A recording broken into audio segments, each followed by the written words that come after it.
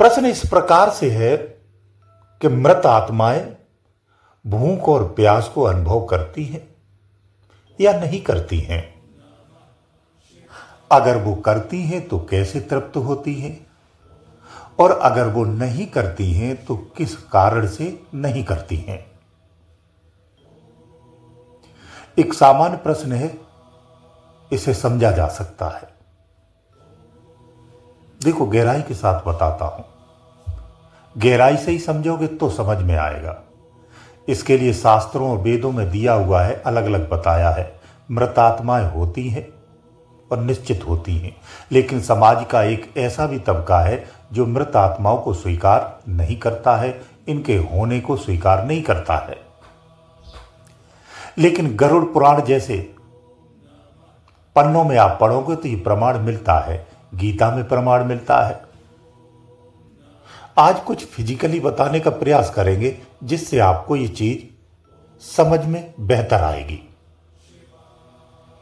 देखिए, जीवात्मा है, एक आत्मा है, दो रूपों में कहा जाता है आत्मा ही, लेकिन जब वो अज्ञानता की स्थिति में है तो जीवात्मा है, यानी जिसके साथ स्मृतियां जुड़ी हुई हैं, जन्म जन्मांतर की जुड़ी हुई, वर्तमान की जुड़ी हुई हैं।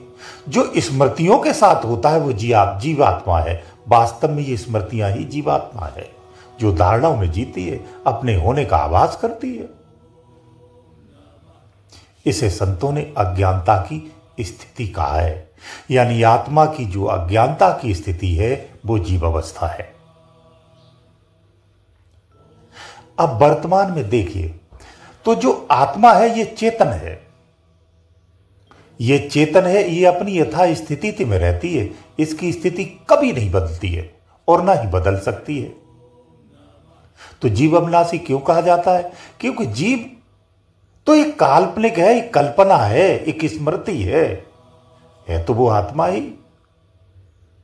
इसमें स्मृति है तो जीवात्मा है, इसलिए वो चेतन है। ये बातें स्पष्ट हो जाती है और समझना चाहिए। अब ये शरीर में आती है या शरीर से बाहर रहती है, एक बात याद रखो, ये चेतन तत्व है, ये जस का तस रहता है, चाहे वो शरीर में हो या शरीर के बाहर हो। जब ये शरीर में रहता है तो शरीर की जो आवश्यकता है उसे अपना समझती है।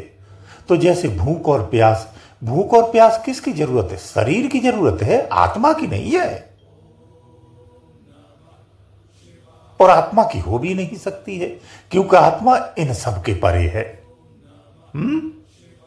तो शरीर में है तो इसकी आवश्यकताएं हैं। मुख्य बात यह है, इसे समझ लो, जब यह आत्मा शरीर में रहती है तो शरीर की आवश्यकताओं के जुड़ते हुए इस शरीर से जीने वाले संसार में अपनी आसक्तियों को जोड़ देती है। सारा खेल फिर यहीं से शुरू होता है।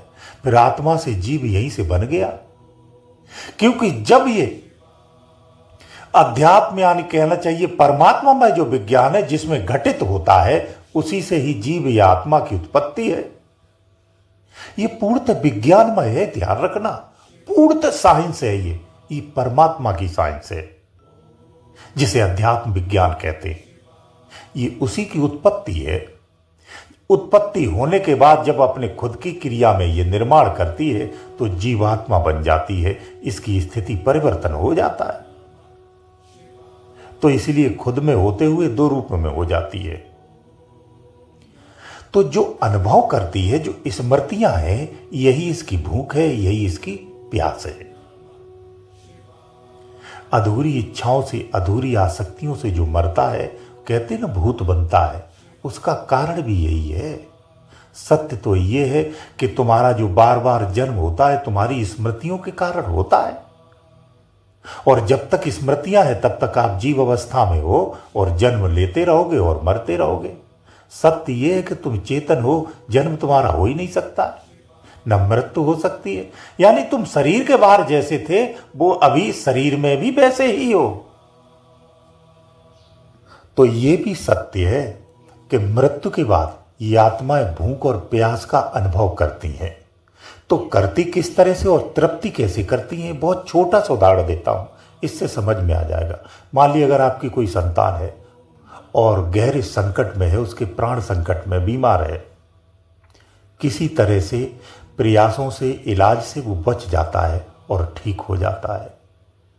जब आपको उसकी खबर मिलती है कि संतान हमारी अब सुरक्षित है, वो बच गए, अब ठीक हो गए, तो अंदर में जो आपको अनुभूति होती है उस रोगी से, उस संतान से अधिक आप स्वस्थ अंदर से हो जाते हैं और पूर्णतः संतुष्ट हो जाते हैं। तो आपने कुछ पाया नहीं, कुछ लाए नहीं है, लेकिन अंदर में उससे अधिक आप पीड़ित थे, बीमार थे, आप स्वस्थ हो गए और खुश हो गए, आप पुलकित हो गए, झूमने नाचने लगे। तो जो अंदर में आपको तृप्ति होती है, ऐसे ही मृत आत्माएं आसक्ति के कारण भूख और प्यास का अनुभव भी करती हैं और तृप्त भी होती हैं। तृप्त कहां होती है? जो आप भोग देते हो, देवताओं को भोग दिया जाता है मंदिरों में, मस्जिदों में, कहीं भी, जो भी पूज्य स्थान है, ये क्यों दिया जाता है? ये भोग को वो स्वीकार करते हैं। तो कैसे करते हैं? सूक्ष्म रूप में ऐसे ही स्वीकार करते हैं जैसे अभी आपको उदाहरण दिया। तो ये अनुभूति आपके इस शरीर में अभी भी आप कर रहे हो, यही अनुभूति आपके शरीर के उपरांत भी रहती है। इस तरह से वो अपनी भूख और प्यास का अनुभव करती हैं और तृप्त भी होती हैं। इसी तरह से समस्त देवता करते हैं। देवता भोग नहीं भोगते हैं क्या? वो भी भोगते हैं, लेकिन आपकी शरीर की फिजिकली कार्य करते उस तरह से नहीं, वो अंतर की स्थिति से सूक्ष्म रूप में करते हैं। वो अपना प्रकट करके भोग कर लेते हैं और नष्ट भी हो जाता है, लुप्त भी हो जाता है। वो इस तरह से करते हैं, उन्हें जाना नहीं पड़ता है, वो अपने स्थान पर ही प्रकट करके उसका भोग भोग लेते हैं। ये फर्क होता है। ये तुम्हारी भी क्षमता है, तुम भी कर सकते हो। जैसे आप अंतर विचार में, अंतर मनन में बैठे होते हैं, छोटी सी चीज से समझना, आप बड़े बड़े महल बना देते हैं। किसी से गुस्सा है तो आप उसका श्रृंगार भी कर देते हैं विचारों में, कल्पनाओं से करते हैं कि नहीं करते हैं? देवता भी ऐसे ही भोग उठाते हैं, लेकिन आप अज्ञानता में करते हो। इसी युक्ति को अगर चेतनमय अवस्था में पहुंच जाओ तो ये साक्षात्कार हो जाता है, वास्तविक हो जाता है और इसका आप पूरा आनंद भी ले सकते हो। देवता इसी प्रकार से ही भोग लेते हैं।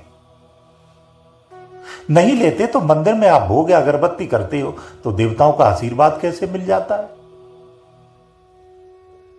ये मानने न मानने दोनों पद्धति में आता है। ये स्वीकार योग्य है भी और नहीं भी है। लेकिन आपको मैं ये कहूंगा, आपको इन सब उलझनों में और इन सब चीजों में नहीं फंसना चाहिए। हमें ये जानकारी भी नहीं चाहिए। मुझे तो परमात्मा चाहिए, उस मार्ग पर चलते रहिए। इसके अतिरिक्त आपको और कुछ नहीं चाहिए। कौन भूख और प्यास का अनुभव करता है कि नहीं करता है, मैं क्या करता हूं, मुझे क्या करना है, इस पर फोकस होना चाहिए। बस इतना ध्यान रखो। जिस प्रकार की भूख और प्यास की आप अभी अनुभव कर करके प्रश्न किया है, ये तो शरीर का है। शरीर है तब तक भूख और प्यास है, शरीर नहीं है तो कोई भूख नहीं, कोई प्यास नहीं। जो अंदर की है वो आसक्त युक्त है, वो अलग है, वो इससे भिन्न है। जिस मार्ग से वो आसक्त उत्पन्न होती है, उसी मार्ग और उसी स्थिति से उसकी संतुष्टि भी होती है। ये भीतर की स्थिति है। इसी स्थिति को अगर आप समझ जाएंगे तो आपको ये समझ में आ जाएगा कि इतिहास आपका भरा पड़ा है। जो 12-12, 20-20, 30-30 वर्ष तक तपस्या जिन्होंने जंगल में की है, एक स्थान पर लगातार बिना अन्न जल पान किए अगर वो बैठते हैं तो कैसे बैठते हैं? ये वही स्थिति है जो अभी वर्तमान में आपके साथ है। आप अनुभव करेंगे तो आपको समझ में आ जाएगा। तो इससे प्रमाण होता है कि जीव बिना शरीर के जिस अवस्था में है, अभी भी उसी अवस्था में वैसे ही है। तो यथार्थ के साथ जुड़ो। यथार्थ यह है कि आपको इस भूख और प्यास की स्थिति के परे जाना है, इसके परे सोचना है, इसके परे निकल जाना है, इससे बहुत दूर जाना है। ये बहुत छोटे स्तर की निम्न ज्ञान है। हमें इस ज्ञान से ऊपर उठ करके महाज्ञान को प्राप्त करना है। उसके लिए हमें प्रयास करना चाहिए। गुरुदेव दयालु।